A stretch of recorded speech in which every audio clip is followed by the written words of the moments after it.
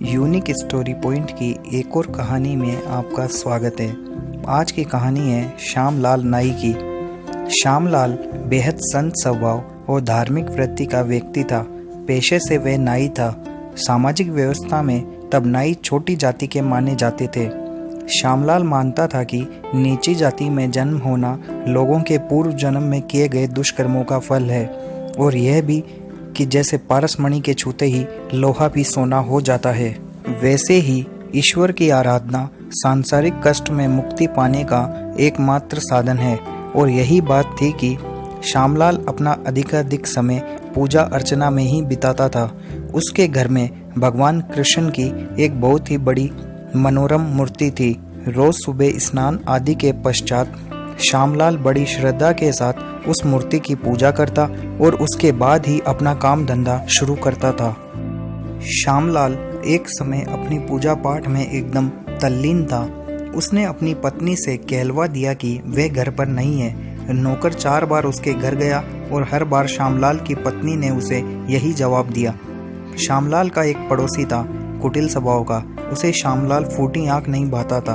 उसने बादशाह को जाकर बताया कि जब जब शाही नौकर उसे संदेश देने गया, हर बार श्यामलाल घर में ही बैठा पूजा पाठ कर रहा था। घमंडी बादशाह गुस्से से लाल हो गया और उसने अपने सैनिकों को आदेश दिया कि वे श्यामलाल को पकड़कर नदी में फेंक दे।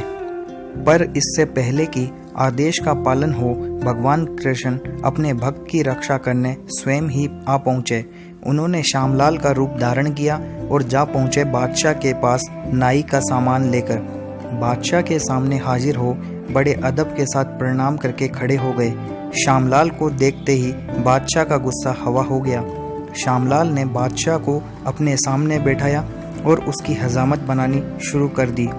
उसके काम से खुश होकर बादशाह ने आदेश दिया कि उसकी मालिश सुगंधित तेल से की जाए।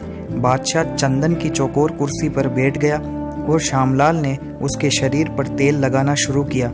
सुगंधित तेल से भरा रत्न जड़ित कटोरा बादशाह के बिल्कुल सामने पड़ा था। उसने जब कटोरे में झांका तो उसकी आंखें फटी की फटी रह गई। तेल में पीतांबरधारी मुकुट से सुसज्जित श्यामलाल भगवान कृष्ण की परछाई थी। आश्चर्यचकित बादशाह ने पीछे मुड़कर देखा तो वही श्यामलाल तेल मालिश कर रहा था। उसने फिर कटोरे में झांका तो परछाई श्री कृष्ण की ही थी। भगवान के उस रूप को देखकर बादशाह अपने होश खो बैठा।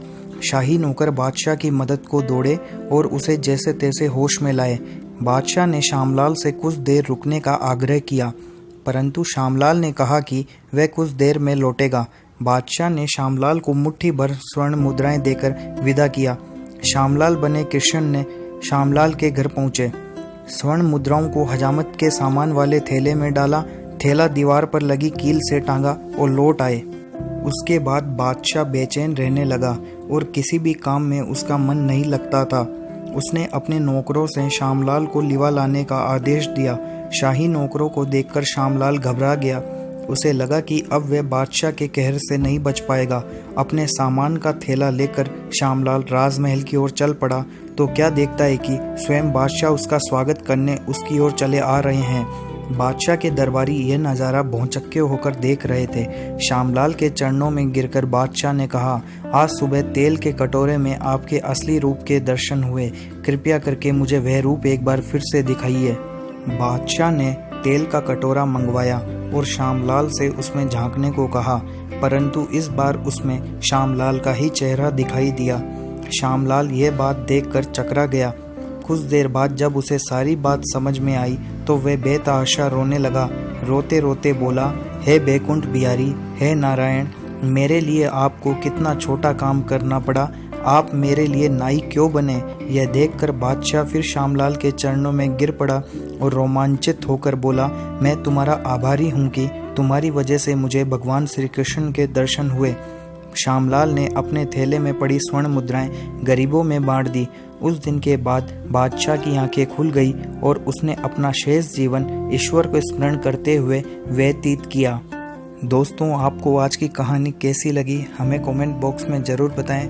अभी तक आपने चैनल को सब्सक्राइब नहीं किया है तो चैनल को सब्सक्राइब कर लीजिए, कहानी को लाइक कर दीजिए। धन्यवाद।